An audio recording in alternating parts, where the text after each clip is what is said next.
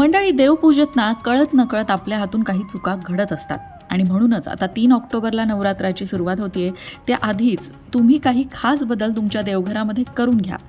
कोणते आहेत हे बदल, का करायचे, चला सविस्तर जाणून घेऊया. पण त्याआधी चॅनलला सबस्क्राईब नक्की करा आणि आमच्या फेसबुक पेजलाही फॉलो करा. मंडळी, तुम्ही आमचे व्हिडिओ नियमित बघताय, पण तरी देखील तुमच्यापैकी 80% लोक अशी आहेत ज्यांच्याकडनं चॅनल सबस्क्राईब करायचं राहून गेले. म्हणून ही छोटीशी प्रेमळ विनंती, चॅनलला सबस्क्राईब नक्की करा. देवपूजा ही देवाची पूजा असली तरी त्यात मन एकाग्र व्हावं यासाठी तो उपचार असतो. धूप, दीप, अगरबत्ती, गंध, अक्षता, पंचामृत हे सगळं अर्पण करून देवाला फुलं वाहेपर्यंत मनाला देवपूजेत गुंतवून ठेवणं हा त्यामागचा हेतू असतो. मनातले विचारांचे थैमान शांत व्हावे म्हणून स्तोत्र पठणाची किंवा श्रवणाची जोड दिली जाते. अशा तऱ्हेने देवपूजा केली तरच देवपूजेचं फळ मिळतं, घरात सुख समृद्धी नांदते. आणि यासाठीच देवघरासंदर्भातले 10 नियम आहेत जे तुम्ही लक्षात ठेवायला हवेत आणि त्याचं पालन तुमच्या घरामध्ये व्हायला हवं. देवपूजा ही सकारात्मक ऊर्जा देणारी असते. ही ऊर्जा अधिक कार्यान्वित व्हावी म्हणून देव्हारा ईशान्य किंवा पूर्व दिशेला असावा. जर शक्य नसेल तर उत्तर दिशेला असला तरी चालेल. या व्यतिरिक्त देव्हाऱ्याची दिशा नाही ना हे एकदा तपासून घ्या आणि बदल अवश्य करा. देवपूजा करताना नेहमी आसन घ्यावं.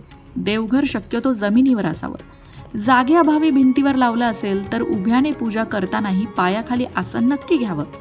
अन्यथा तुम्ही कमवलेलं पुण्य वाया जातं असं मानलं जातं. देवाला वाहत असलेलं हळदी कुंकू आणि अक्षता वेगळ्या ठेवाव्यात. आपण स्वतःला लावून घेतो किंवा औक्षणासाठी वापरतो ते हळदी कुंकू सुद्धा वेगळं ठेवावं. अक्षता अखंड असाव्यात, अर्थात तांदूळाच्या कण्या अक्षता म्हणून वापरू नये.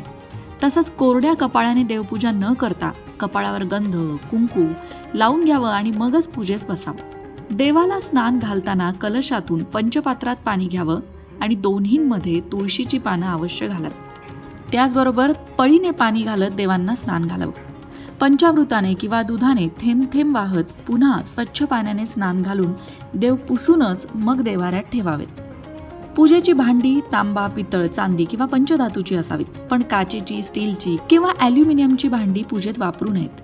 आणि देवपूजेच्या बाबतीत शोभिवंत उपकरणं वापरण्यापेक्षा टिकाऊ उपकरणे वापरावीत.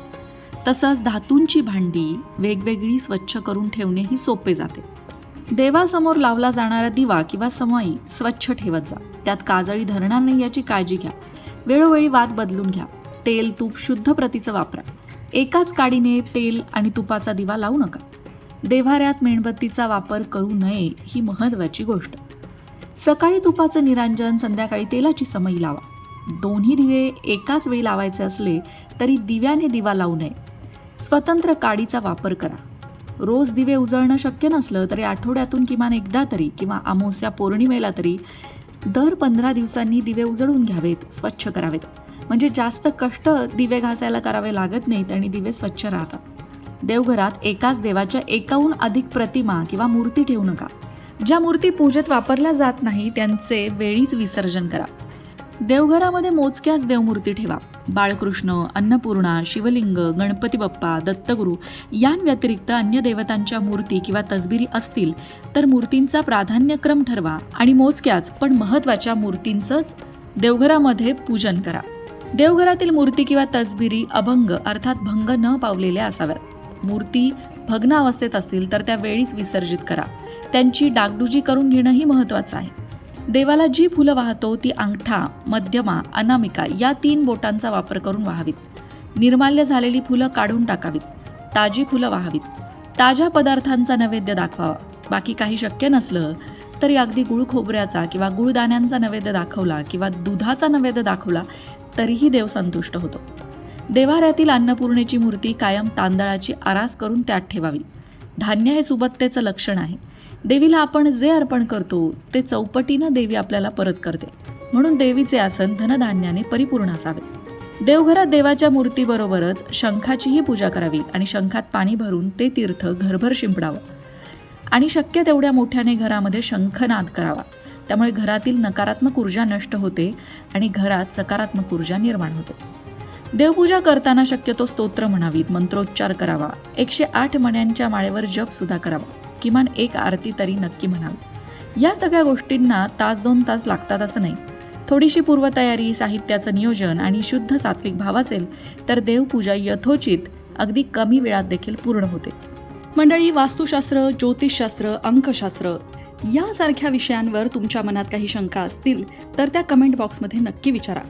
तुमच्या प्रश्नांची उत्तरं घेऊन येण्याचा प्रयत्न आम्ही नक्कीच करू. त्याचबरोबर आणखीन कोणत्या विषयांवरचे व्हिडिओ तुम्हाला ऐकायला आवडतील ते सुद्धा कमेंट करून सांगा. म्हणजे तुम्हाला हव्या असणाऱ्या विषयांवर सुद्धा व्हिडिओ घेऊन आम्ही येऊ. ज्योतिषशास्त्र, अंकशास्त्र, वास्तुशास्त्र यांसारख्या विषयांवरचं योग्य मार्गदर्शन तुमच्यापर्यंत पोहोचवण्याचा आमचा हा प्रयत्न आहे. तेव्हा तुमच्या शंका कमेंट बॉक्समध्ये नक्की विचारा. अशाच प्रकारच्या माहितीपूर्ण व्हिडिओंसाठी लोकमत भक्ती चॅनलला सबस्क्राईब करा आणि बेल आयकॉनवर सुद्धा क्लिक करा. म्हणजे आमच्या नवनवीन व्हिडिओचं नोटिफिकेशन तुम्हाला मिळत राहील. तसंच योग्य आध्यात्मिक मार्गदर्शनासाठी लोकमत भक्तीच्या फेसबुक पेजला फॉलो करायला विसरू नका.